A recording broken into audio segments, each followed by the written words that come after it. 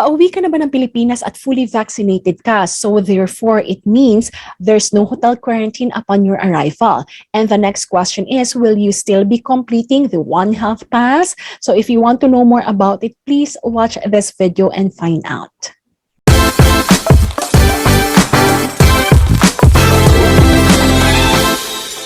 Hi everyone and welcome to my channel. This is Jamey Iris of Jamey Iris Talk TV, where today we will be talking about the One Health Pass latest update and how to complete it through my video tutorial. Now, if you are a foreigner and you want to watch a video tutorial that is in full English, please watch my English video for the completion of One Health Pass or video tutorial. This video, so I will be using both English and Tagalog to help my fellow men complete the One Health Pass online registration form. But at the same time, I would want to help you out as well. So please watch this English video for my One Health Pass tutorial so that I could help you out. Hi mga kabayan at kaibigan, ako po si Jamey Iris and welcome to my channel. This is Jamey Iris Talk TV, wherein pag-uusapan po natin anything related po sa travel at mga information na makakatulong po sa inyo. For this episode, this is what we call the One Health Pass tutorial, wherein I'll discuss to you the latest update po natin regarding One Health Pass for the February 1, 2022 onwards arrival protocol. So alamin po natin, unang-una po, you are fully vaccinated and you don't need to go for a hotel quarantine when you arrive in the Philippines. So ang tanong, kailangan nyo pa ba mag-complete ng One Health Pass? The answer is yes. So whether you're fully vaccinated or not vaccinated or partially vaccinated, you still have to complete the One Health Pass. Now, how? So I will show you how. So if you have watched my other videos, those are for the earlier mga earlier protocols natin, but for February 1, 2022 onwards, so there's a change in the system because there's a change in the protocols. So first and foremost, if you have not watched any other video about One Health Pass, so let me tell you something about this. What is One Health Pass? Ang One Health Pass po, this is an online registration form. This is not an app. This is a website, an interactive website wherein you can complete your online registration form. Ano bang purpose itong online registration form na ito? Gusto po nito matulungan na magkaroon po kayo ng smooth process from your port of origin until makauwi po kayo sa inyong local government unit. So from port of origin, pagdating sa airport sa Pilipinas, sa hotel, sa LGU po ninyo. So yun yung purpose ng One Health Pass. May isang sistema po, nakadikit-dikit po yung mga information na isang completion nyo na lang po. Then all the information that you've shared that they also need, that each of this government, kumbaga po mga bureau po or mga department na kinakailangan nila. So ibibigay na lang po nila yung information ninyo dito lamang po sa mga concerned, kumbaga government departments po natin. Para hindi na po tayo paulit-ulit ng pagkukompute ng mga different forms. So, it's just one-time online registration form. Now, again, there are some exceptions for some who will be arriving, some OFWs are unvaccinated or not fully vaccinated na dadating po sa Clark at sa what we call Subic International Airport. Kasi you have to complete another form, but I'll not discuss it in this video. We'll focus on the One Health Pass. So, focus po tayo sa One Health Pass, lalo na sa fully vaccinated. Kasi sa fully vaccinated, iba po ang inyong rule or arrival protocol compared po sa last month. So it means that you don't need to do any quarantine at all. Unlike last month, you still have to. So what is One Health Pass? Yun po yung purpose niya. And at the same time, it's an online registration form that you can access through its website. Now, who needs to complete it? So everyone who's traveling back to the Philippines needs to complete it. Again, ginagamit po ito sa contact tracing. Again, for those who will have swab testing and quarantine, kailangan nyo po ito sa BOQ certificate ninyo. So again, fully vaccinated, sa inyo po, you have to still complete this. Regardless of what age, pati mga infants and children, they have to complete it. And at the same time, OFWs, non-OFWs, balikbayan, and foreigners have to complete the One Health Pass even if you're fully vaccinated. And at the same time, same types of travelers po na hindi fully vaccinated, all of you also have to complete this. Now, when? So you have to complete this 2 times then po, 2 steps po ito. First is 3 days before your arrival date in the Philippines.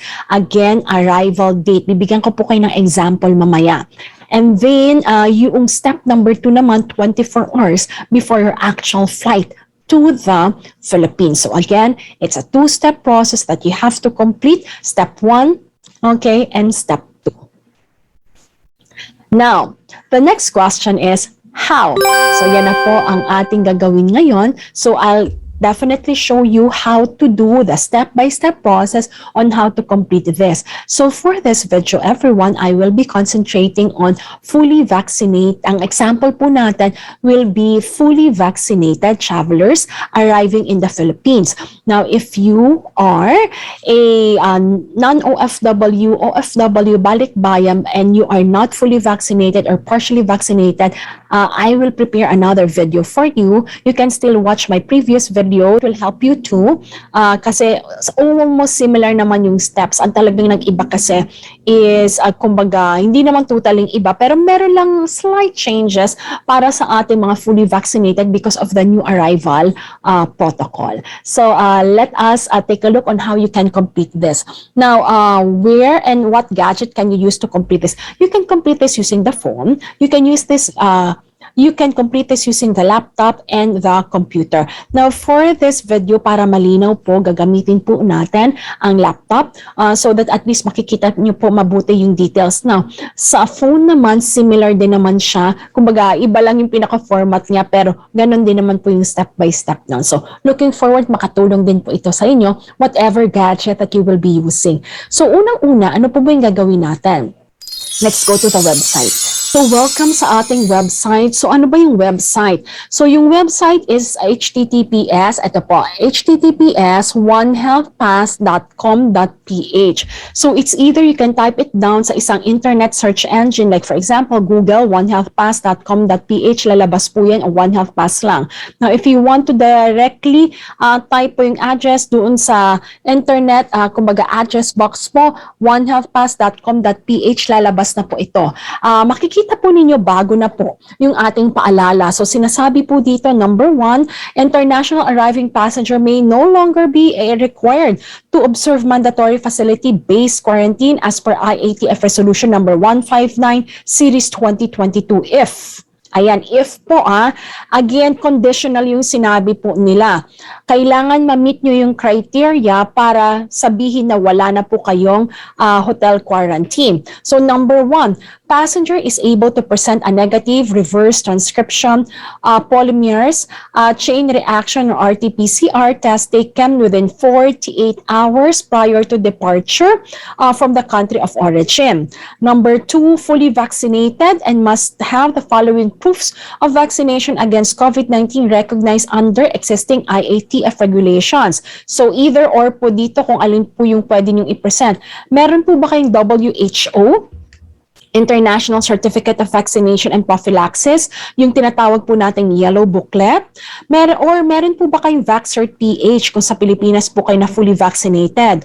Kung hindi naman po, if you have the national or state digital certificate of the foreign government which has accepted VaxCert PH under a reciprocal arrangement unless otherwise permitted by the IATF. So that's the only time that you will be exempted or you will no longer be required to observe the mandatory facility-based quarantine from IATF. So click nyo lang po ito. It's just a reminder.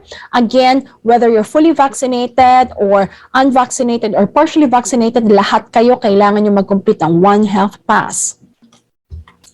So as you can see, this is the website. So hindi po muna natin i-discuss yung ibang mga tile. Focus lang po muna tayo dito sa unang tile natin. Ito po yung registration. Dito po nyo gagawin yung step number 1, registration, 1, register. And then yung makikita nyo yung yellow, tinatawag na EHDC. Diyan naman yung step number 2. So step number 1, within 3 days before your arrival date in the Philippines, ang EHDC ay 24 hours before, within 24 24 hours before your actual departure or flight from your port of origin. Simulan na po natin, register po muna tayo. Click nyo po ito.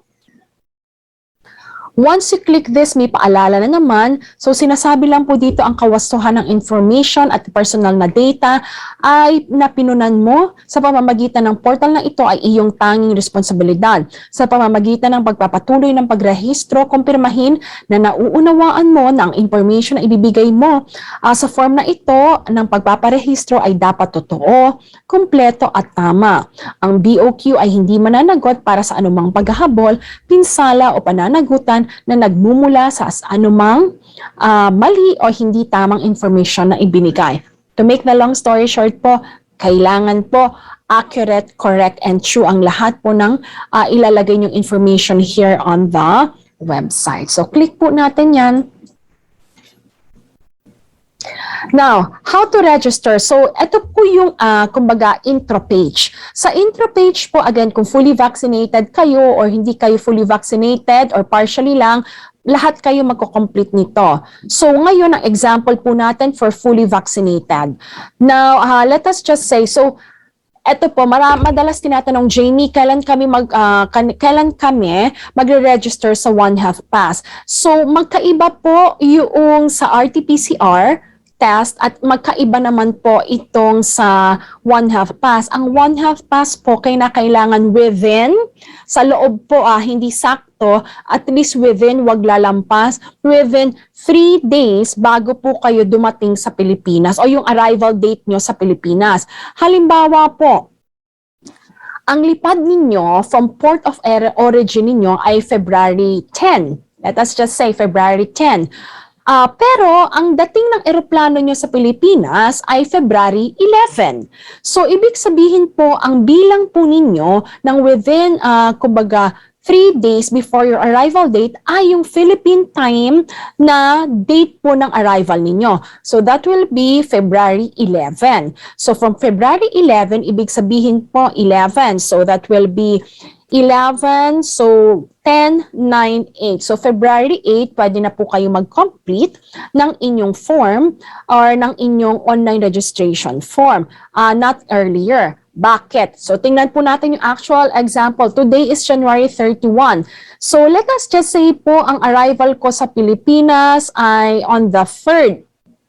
Ayan po. So on the 3rd. So ibig sabihin, minus 3 days, 2, 1, 31, ayan. So, January 31, pwede na ako magkompleto. Kung yun po yung arrival date ko sa Pilipinas, tingnan nyo po, ang tanong po dito ay, sige, bago yan, basahin muna natin yung warning. Sabi, your registered data will be invalid. Tandaan nyo po yan. If your registration date is not within 3 days during your actual arrival date in the Philippines, your submitted information in this form cannot be changed after proceeding to the next registration portal. So, ibig sabihin po ng mga kabayan, kung sakasakaling makancel, sana wag naman po ang inyong flight, automatic po you have to repeat it. Kasi sabi dito, walang baguhan ang sinasabi nila. So, your submitted information in this form cannot be changed at all. So, yun po, lalo na yung arrival date, hindi siya nababago. So, please make sure you enter the correct details at kung sakaling magkaroon ng cancellation or change the booking, you will have to repeat the registration. So, madali lang naman po ang registration mga kabayan. So, ganito, arrival date must be at least within 3 days po. So, let us just say po, ang arrival date ko is, yan, 3rd. A-acceptin pa ba? I-accept?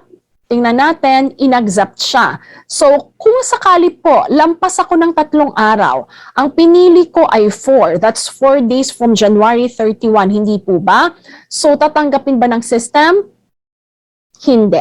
So, anything na pag lumampas po ang date na pinili nyo more than 3 days before your arrival date from today, hindi po siya tatanggapin. Pero kung halimbawa, 1 day before, 2 days before, tatanggapin po yon. So, sinabi dito na, ayan, may error siya. So, thank you for indicating the date of your arrival. However, registration is only allowed within 3 days prior departure. So, ibig sabihin, advance ka masyado nag-register, ayaw nilang tanggapin. 3 days before, February 3, tatanggapin, tinanggap. 2 days before, tatanggapin. And then, ayan, 1 day before, 3 days before, ayan, tinatanggap naman po ng system. So again, sabi ko sa inyo, within 3 days before your flight, yun po yung ibig sabihin niya. Now, ang gawin na lang po natin dito, so let us just say February 3 po ang aking dating sa Pilipinas. Now, airport, select the type of entry, so airport, and then arriving passenger, aircraft passenger po, and then non-OFW po ang pipiliin po natin sa example na ito. Again, if you're a foreigner, then choose foreign national. Now, balikbayans, you have to choose non-OFW, and then OFW naman po, para sa mga OFWs at mga families ng OFWs who will be traveling with them. Now, if your family OFWs are not traveling with you, then they will be classified as non-OFWs. Okay?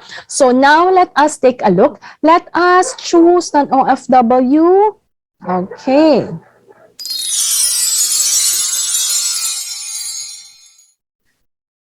So once we are here, on this page, so this is what we call the Health Declaration Registration Platform. So it says, please note, ang lahat ng information na inyong ipapasa sa form na ito ay magiging batayan sa paggawa ng inyong certificate mula sa kawanihan ng kwarantina. Ito ay para doon sa mga magpapaswab test at magpapakwarantin pa. Again, fully vaccinated travelers, hindi nyo na kinakailangan ng BOQ certificate kasi you're fully vaccinated at uuwi na kayo diretso sa bahay ninyo. The only thing is you just simply have to ensure na lahat ng may red asterisk kailangan po ay kukompletuhin. So, simulan po natin sa, ayan, last name, first name, middle name. Kung may suffix po kayo, kung hindi, leave it blank. Wala namang asterisk yan. Ang birth date po, ayan, napaka-importante. Ayan, gender. Kapag nakompleto nyo na po yung birth date, automatic magko-compute ang age. And then, ayan, so ang inyong gender, civil status, nationality, ito, PhilHealth number. Madalas marami nagtatanong nito, Miss Jamey, hindi ko na matandaan ang PhilHealth number ko. Miss Jamey, wala akong PhilHealth number. Huwag kayong mag-alala, pwede yon. Okay lang. So, ang ilagay nyo lang N/A katulad ng ginawa ko. Ibig sabihin not applicable siya. And then proceed to the next one, ang iyong pasaporte. So, passport number mo. And then, ito, question din nila, local Philippine number. Miss Jamey, wala akong roaming number. Hindi ko matandaan yung telepono ko. Expired na ang roaming number ko. Anong gagawin ko? So, ganito, it's either bumili ka ng SIM card dyan sa country where you are from, usually mga Pinoy store meron, di ba? Tingnan mo kung ma-activate mo. Kung hindi pa rin siya ma-activate, tawag ka na lang sa any of your relatives. It could be your sibling, it could be your spouse, pwedeng anak nyo. At sabihin nyo kung pwedeng magamit muna yung kanilang phone number, kumbaga, ask their permission kasi sa kanila magte-text yung mga information na gagamitin. So, any information na galing po, for example, sa One Health Pass, ay ipagbigay alam sa inyo. So, ask them first. If they said yes, then you can actually use that. Now, if you have that number already, email address ninyo. Ngayon sa email address, siguraduhin nyo po na ang email address pong ito ay valid, correct, at alam nyo ang password. Kasi kung hindi po, hindi nyo rin po ito ma-access. Kung wala pa, hindi nyo na matandaan yung lumang email ninyo, gumawa na lang po kayo ng bago so that at least makatulong po ito sa inyo na mas mapadali kesa ma-lock out kayo at hindi nyo rin ma-access po yung inyong account. Yan. So, yan po ang ating part 1. So, again, this form is, kumbaga, nahahati po siya sa iba't ibang parts. Part 1 po ay personal profile. So, kumpleto na po siya. And then yung residence details. So, again, mga kababayan, kahit po kayo ay fully vaccinated, ang sinabi po dito, residence details, this address will be used for your BOQ certificate. Again, kailangan nyo pa rin ito kompletuhin kahit hindi na po kayo magpapaswab test kasi kailangan pa rin nila yung information ninyo at malaman nila sang LGU po kayo from. So again, for those, if there's anyone watching na hindi fully vaccinated dito or partially vaccinated kayo, so ito kailangan, ang ilalagay nyo dito ay yung address ninyo kung saan kayo mag-home quarantine.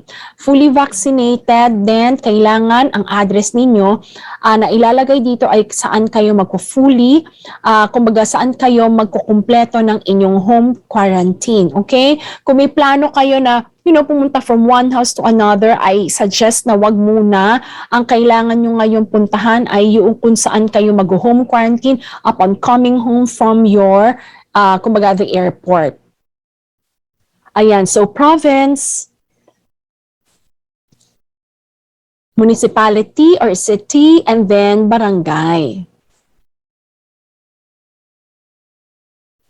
So yan po, part 2, we're complete na po ang residence details. Okay, so let's take a look.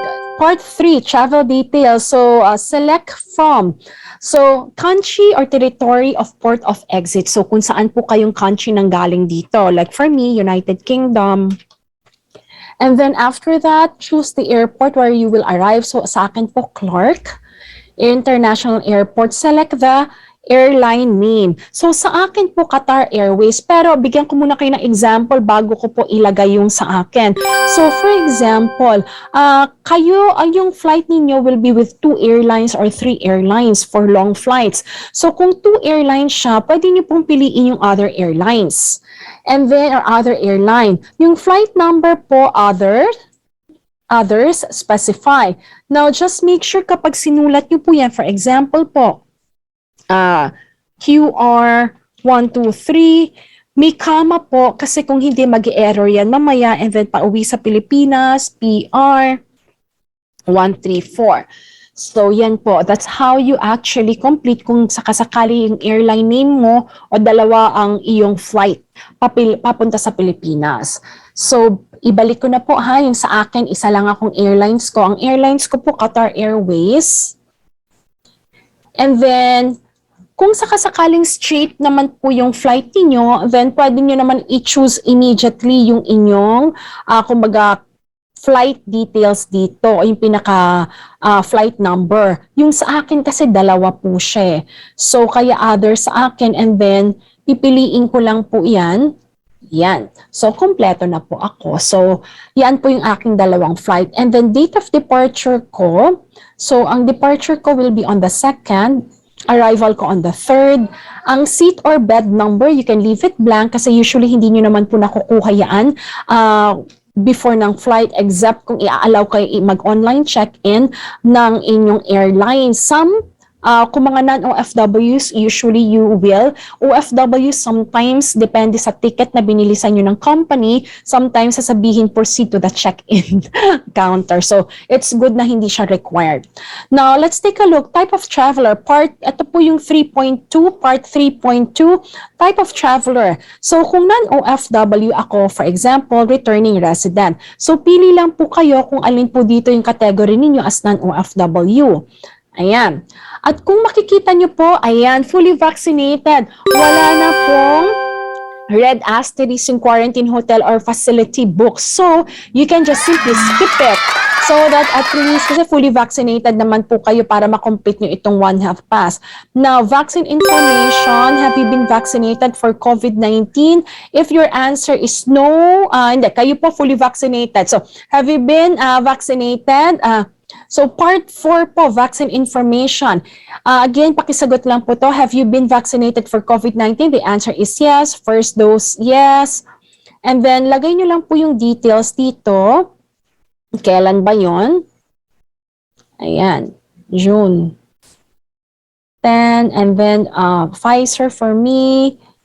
Country, UK po ako nabakunahan. Ayan. And then, ito, second dose, yes. So, it will be August 4, yan. Vaccine name is still Pfizer. Ayan mga kabayan, kung sakasakaling may mga nagtatanong sa inyo, Miss Jamey, ano bang brand ang ina-accept? So makikita nyo po ito yung mga brands na usually po ino-honor, ina-accept dito sa Pilipinas. Although, just in case po na wala dito yung inyong kumbaga vaccine brand, may nakalagay naman pong others dyan. So you can choose others. Kaya lang po i-determine pa po nila if they will accept it or not. So again, Pfizer for me. Again, United Kingdom. Again, meron po sa inyo maaari ang vaccination nyo first dose sa Pilipinas, second dose sa ibang bansa or vice versa.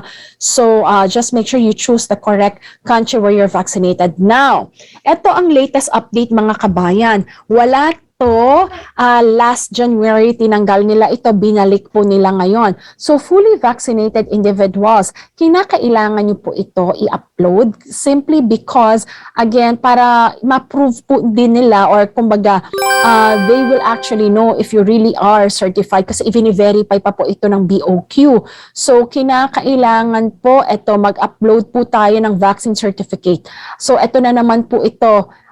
Salamat po. Ayan, marami na pong choices. Pwedeng PDF, pwedeng JPEG, JPG, PNG. Yes! Kasi dati po nahirapan po talaga ang madami kasi puro JPEG lang po, JPG ang hinihingi nila at error ng error kapag ina-upload. Anyway, I'm just simply so happy maraming klase na po ito. So please note, sabi dito, only verifiable vaccination card from below listed countries are accepted as per IATF Resolution 159 Series 2022. So ito po. So IATF 148, ito po yung mga bansa. So ganito po yan. Ang ibig sabihin po nila, ito po yung meron po tayong tinatawag na reciprocal arrangement po with other countries. So if you are a non-OFW, so non-OFWs, balikbayan, and foreigners, so it means that you either will have to have the yellow booklet po na tinatawag po natin. Yung yellow booklet is yung galing from WHO, yung katulad ng sinabi natin kanina, or VaxCert PH kung sa Pilipinas na bakunahan. Ngayon, kung sakasakaling wala kayo of any of the two, then therefore, pakicheck po if your country is here. Kinakailangan po na, kumbaga merong reciprocity agreement between the countries that you're coming from. OFWs, fully vaccinated, hindi po kayo kasama dito kasi kahit nasa ang galing po kayong bansa, ano man, saan man po galing na bansa yung inyong vaccination certificate, then therefore the Philippines, sabi po nila, they will accept it as long as the vaccination brand is accepted by WHO and Philippines FDA po. So yun po yung mga, let us just say, condition. Now, for non-OFWs and foreigners, kung wala po kayo yung number 1, which is the WHO Yellow Booklet. Number 2, wala rin po kayo ng VaxCert PH. So therefore, paki-check lang po kung nandito po yung country po ninyo at may reciprocal agreement po with the Philippines. Ibig sabihin po, yung iyong national vaccination certificate ay tatanggapin po ng Pilipinas at i-honor yan para hindi ka mag-quarantine. So yun po. So just make sure po na nandito po yung mga bansa ninyo. Ibig sabihin whether it's a card or certificate like for the US CDC card, ina-accept po yan. So i-upload na po natin. Should you have some more questions, let me know mga kabayan ha. I will have another video po. Yung mga list of countries na merong reciprocal agreement with the Philippines. Actually, andyan na po lahat. Sinabi din po nila. So let us upload the vaccination certificate or card. So, ayun na po.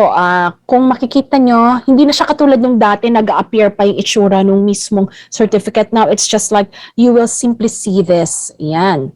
And then, after that, mga kabayan, ito po yung next part po natin. So, part 5 na po. COVID-19 RT-PCR test result. So, do you have the RT-PCR test taken 72 hours before your scheduled departure? Yes. Ayan, nagpapa-upload na naman po sila. So again, nilawakan na po nila yung details sa PDF, JPEG, JPG, PNG. Ayan. So, ito po, COVID-19 RT-PCR test result. Now, do you have the RT-PCR test taken 72 hours before your scheduled departure? Correction po dito ha. Again, although sinabi dito, hindi siguro po napalitan ng One Health Pass, dapat po ang nakalagay dito is, do you have your RT-PCR test taken within 48 hours before your scheduled departure? So, mali po yun. Again, since 48 hours yung binigay po sa atin, ang masasagot ko po dito ay no. Kasi po, again, ang flight example na binigay po natin dito is February 3. So kung February 3 po yan, today is just January 31, hindi po ba mga kabayan? So kung January 31 yan, hindi pa ako 48 hours. Ang 48 hours, so let us just say, ang flight ko ay February 3, 2022 at let us just say 3 p.m. po. So, ibig sabihin po niyan, makakapagpa-RT-PCR test lang ako na within 48 hours. So, February 3, February 2, February 1 lang po. So, bukas pa, February 1, 3 p.m. onwards. So, ang sagot ko po muna dito ay no. Paano yan, Miss Jamey? Bakit no kailangan? So, that's why dyan po papasok yung step number 2 natin, which is EHDC. Kasi yung EHDC po, doon nyo pwedeng i-upload na yung RT-PCR test na wala pa po kayo sa ngayon. Kasi syempre, nag-register tayo within 3 days before the flight, within 48 hours yung kinakailangan na swab test, talagang wala pa po yon. So, yun po mga kabayan at kaibigan. So, okay lang, lagay nyo muna no. Kapag ginawa nyo po yung step number 2, pwede nyo i-update itong information na to at i-upload nyo na po yung inyong RT-PCR test na by that time, 24 hours before your flight, dapat nasa inyo na po yung resulta. So, yan po. And then, may tanong pa. Maaring ang tanong ng iba, Miss Jamey, paano yon? So, kung pwede ba mag-register na lang ako, hindi yung 3 days before my flight, pwede ba 2 days before my flight? Pwede naman yon. Tapos kung ando na yung resulta mo agad or 1 day before your flight, wala naman din problema yon. Okay lang yon. Basta just make sure na nakumpleto mo lahat ng mga information ha, at nasa iyo yung mga details. Ang mahirap kasi, kapag nag-cram ka, nag-rush ka, tapos tong system, alam mo yun, minsan, hindi din natin hawak yung technology itself. Sometimes talaga, if you will be asking some of my subscribers who are also watching now at naranasan nila yun, minsan nagloloko the last minute. So ako talaga, it's okay na you can do it like 2 days before, 1 day before. Pero if you have time, do it within 3 days before your flight. At least you have done the part 1 already. Kasi at least tapos mo na yung part 1. Tapos yung part 2, kung at least magkakaroon ka na ng QR code. Yung part 2, kung sakasakali, gagawin mo yung 24 hours before your flight. So yun lang, siguro from experience din talaga, hindi lang ako, kundi ang daming mga subscribers natin, yung nakita ko po talaga at sinabi nila sa akin yung challenges nila. Kaya yun naman po yung aking ma-advise sa inyo. Country traveled, ito po. So countries travel, ito po, please take note. Yung countries traveled naman po natin, these are countries saan ka nagtrabaho, isa, saan ka nag-visit, just in case, and transited in the last 30 days. So, in my situation, for example po, United Kingdom, and then Qatar lang naman. And then after that, exposure history of exposure to known, probable, and or confirmed COVID-19 case 14 days before the onset of signs and symptoms, or if asymptomatic, 14 days before swabbing or specimen collection. The answer is no for me.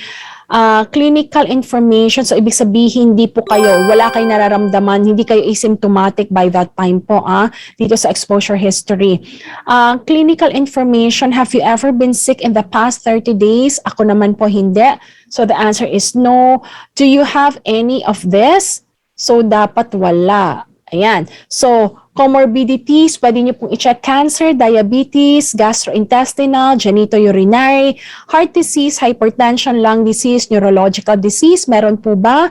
Kung meron, paki-check. Kung wala, just leave it blank. Meron ka bang other comorbidities? Just indicate it if you have any. If none, leave it blank. For ladies, are you currently pregnant? Of course, the answer is no. Sa gentleman, hindi naman to lalabas sa inyo. Kapag kinilik lang po yung female, doon siya lalabas. And please make sure you click po ito. Please make sure you read this data privacy and affidavit of undertaking. It's simply telling you that all the information that you have indicated you're fully aware that it's correct and true. Yan po. And then, ino-authorize mo ang DOH or BOQ to collect and process the data indicated for the purpose of effective controlling of the COVID-19 infection. Ayan. So, and then the information that you have shared here is protected by RA 10173. And then, sa number 3 naman po, that you are staying in the hotel which you indicated. Again, sa fully vaccinated, hindi nyo na kailangan ito. At ito po ay doon sa mga nagka-quarantine at magka-quarantine po, yung mga not fully vaccinated at yung mga partially vaccinated. Remember the incident that happened po the early January and late December, wherein there are some balikbayans po na nag-skip ng kanilang quarantine. Kaya ayan po, nakasama po dito na siguradong dapat po accurate yung hotel na ilalagay po na pangalan. Kaya pag-usapan pa po natin yan sa isang video ko na lang po para po dun sa mga unvaccinated at partially vaccinated. Now, for the fully vaccinated, so if all are good, please click this box just beside these red letters na nagsasabi you are hereby attesting that all the information stated in this application are true and correct based from your personal knowledge, and you're fully aware that you can be subject to disciplinary action for misrepresentation on your part. Okay? So, sulat lang po itong CAPTCHA.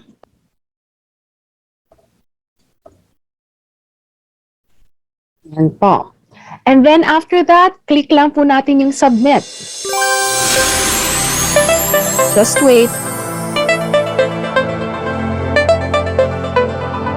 Yan po mga kabayan at kaibigan. So, once you have clicked po itong submit, makakakuha na po tayo ng QR code. Kaya maganda po talaga if you can register in advance, at least may QR code ka na. Initial QR code pa lang po ito, ha? So, ang initial QR code po natin ay ito. So, makakakita po kayo ng success.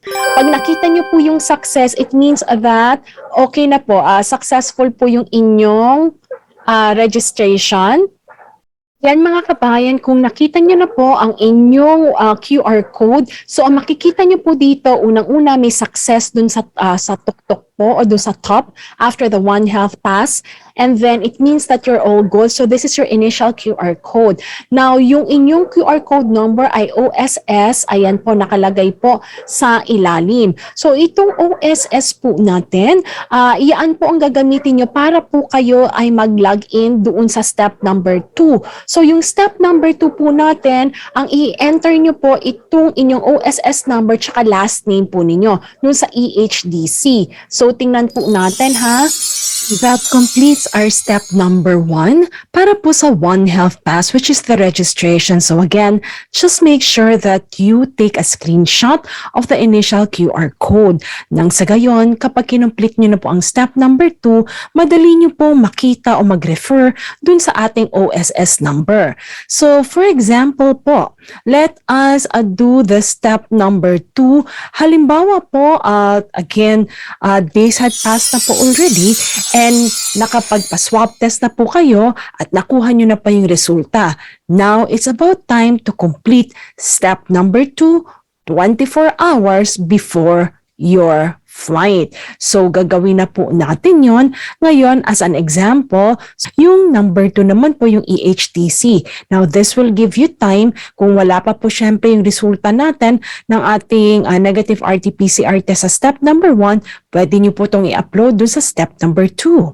So once again po, punta lang po tayo sa website ng One Health Pass at dito naman po tayo sa pangalawa. Ang step number 2, kung makikita nyo po itong yellow tile po sa hulihan na tinatawag pong EHDC or Electronic Health Declaration. Ayan po, tinatawag po natin EHDC. Pag kinlik po natin ito, same po ito, hindi ko nababasahin. It's the same as the earlier one that we have seen po, pinakita ko sa inyo. Click OK. Ang tanong po dito, have you already registered with One Health Pass? Since tapos na po tayo at natapos na kayo, nakapag-register na kayo, kapag kayo ay nag-complete nito, click nyo lang po yung yes. And then, pagkatapos nyan, enter nyo lang po yung QR code at yung last name. Again, yung QR code, makikita nyo po, nagsisimula po ito sa OSS. Yan, and kung ano naman po yung alphanumeric na kasunod, pakitype lang po and then yung inyong last name. Once you have that, then click search. So yan po mga kabayan at kaibigan. So once na in-enter po ninyo ang inyong OSS code and then yung inyong last name, automatically po kayo ay dadalhin dito sa main page ng Electronic Health Declaration Card. Ito po yung EHDC. Kung matatandaan nyo po, dati-rate nung hindi pa pandemic crisis, we usually travel back sa Pilipinas at pinapa-fill upan po tayo ng yellow na card po. So yun po ang tinatawag natin na health declaration card. Ngayon, because we're completing it online, tinawag na po itong electronic health declaration card. Kung makikita nyo po, lahat, mapapansin niyo lahat ng information na ginawa po natin at kinumplete natin sa ating registration ay, kumbaga, dinala o transfer lang po dito.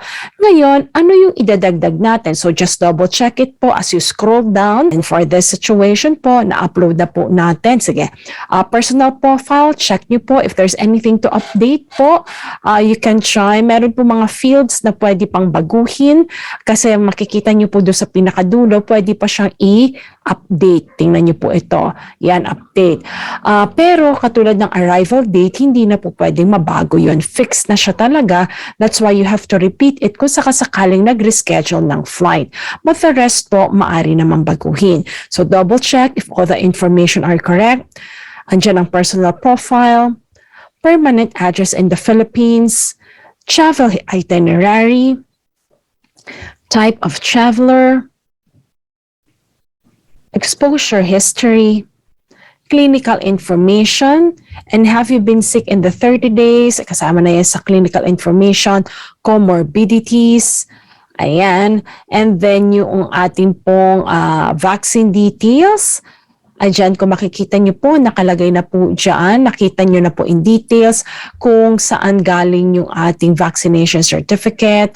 And then, ito na po. So pagkatapos po natin i-upload ang vaccine certificate po natin, punta naman po tayo dito sa COVID-19 RT-PCR test results. So make sure i-upload po natin ang ating information. So pag-upload po natin, just make sure po na again within 48 hours before your flight, yung nakalagay nila dito, it's a possibility hindi po nila nabago yung system. As of today, February 1 na po kasi ngayon, hindi po nila nabago as per the IATF rule kasi po within 48 hours before your flight or departure.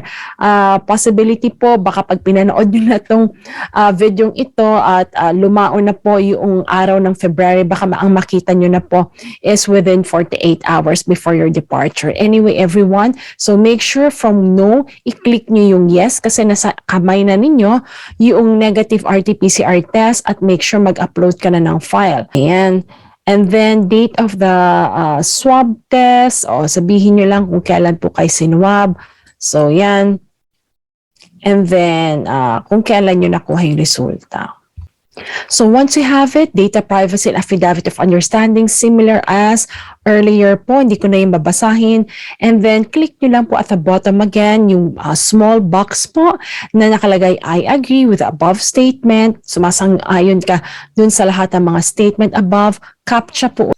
And there you have it, everyone. So Once kinilik nyo na po yung update, eto na po, makukuha nyo na po yung inyong final One Health Pass. Kung makikita nyo po mga kabayan at kaibigan, yung One Health Pass po natin na meron po tayo kapag kinumplete nyo yung second step, dalawang color na po siya.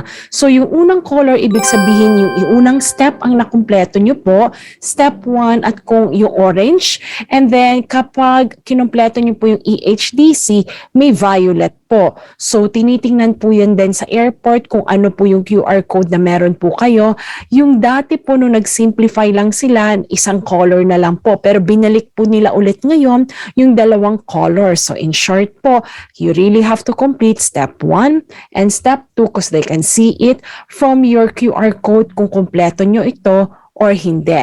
Pareho man yung OSS number, magkaiba, makikita nyo ng indicator ng colors plus the data of the information inside po will be different din po dahil ito na po yung mas detalye at mas kumpleto dahil nandito na po sa QR code na ito na updated yung inyong updated na negative RT-PCR test taken within 48 hours aside from sa negative, kumbaga yung inyong aside from the certificate of vaccination. At kung sakasakali, marami nagsasabi sa Miss Jamey, hindi po ako techie savvy, paano po yan?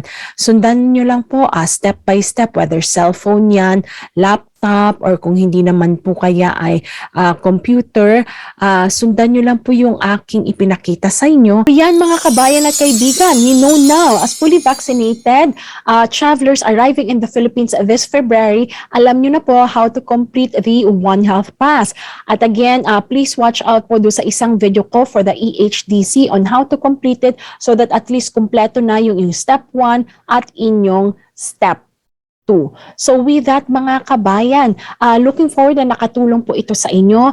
Kung may mga questions po kayo regarding po sa One Health Pass, please type it down dun po sa comment box natin so that at least I could help you out and answer po yung inyong mga questions.